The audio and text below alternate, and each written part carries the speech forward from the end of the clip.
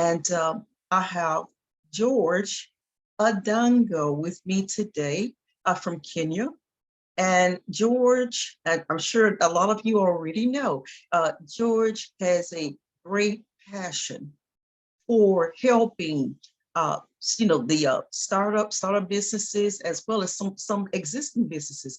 And I also listened to a video where George also helps children, students. He helps to promote them also, into career opportunities. He's balancing both sides. So I wanted to just introduce him today and let him just tell us more about his passion, the passion that he has not only for Africa, and because he does it in Africa, and also but in the United States and in other countries. Welcome, George. I'm very, very happy to meet you.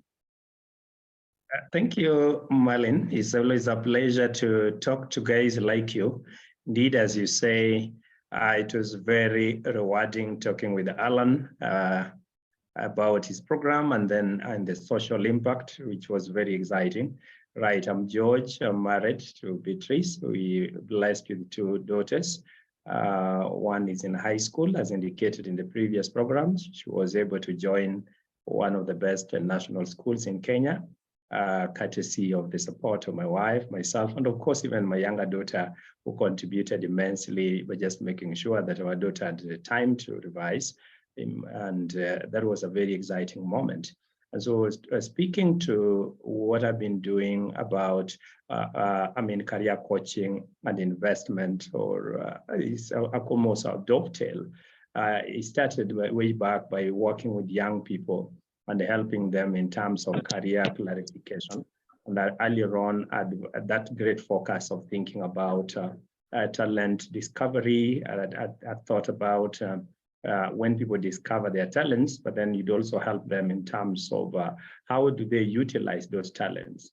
But then we also started now thinking about not necessarily just utilization, but also an element of placement. So we were able to, or rather we have been able over the years to balance Epstein's theory of a community in terms of education that focuses on the community or family, focuses on rather society, thinking about school, and also thinking about family. So almost the dovetail of three. But I've also been more informed so much by Bloom's taxonomy that has been the defining philosophy of what I've done in terms of integrating learning in the three domains. And that is the, what I've simply used the three heads to make it simpler, talking about the cognitive, and that is the head, and talking about affective domain, which is the heart, and then talking about psychomotor, which is actually the hands.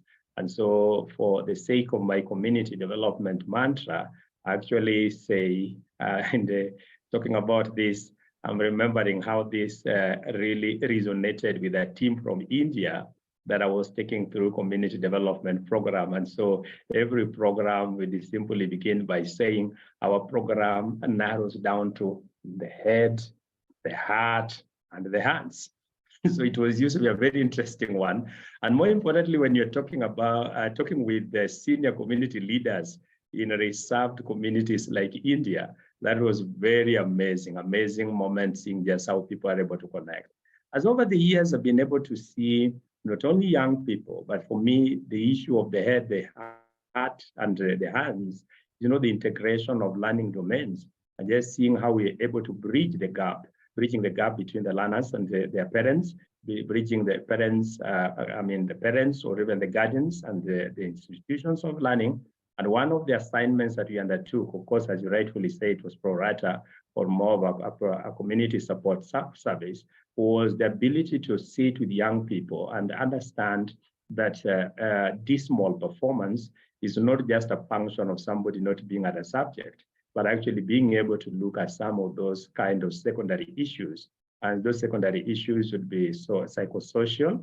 And so we were able over the years to actually understand that when you see a young person underperforming or dismally performing, say in biology or chemistry, or even in primary in mathematics or any subject, or even university, because I've also been able to guide young people, not even young people this time around, but even other colleagues who we have mentored one.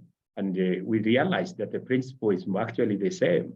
People want to be understood. People want to be respected. People want to be, encouraged. And I found out that going even beyond the call of duty and letting people know that when you come to us, you are very important as a person, not just because of what you will do.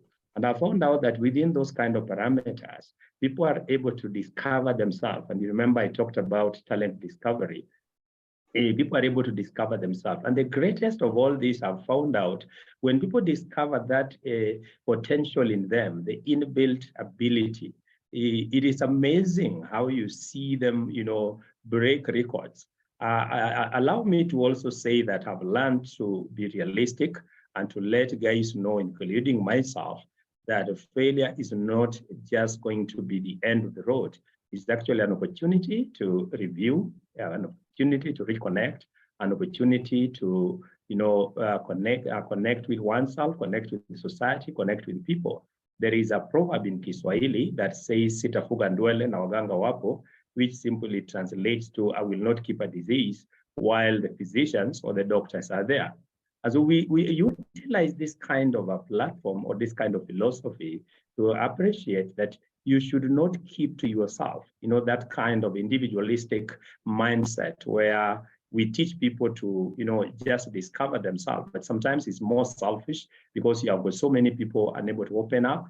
They sit alone, struggle with lots of issues. But we create a platform where we ventilate, a platform where seniors, older people, younger people from all walks of life are just able to connect with one another freely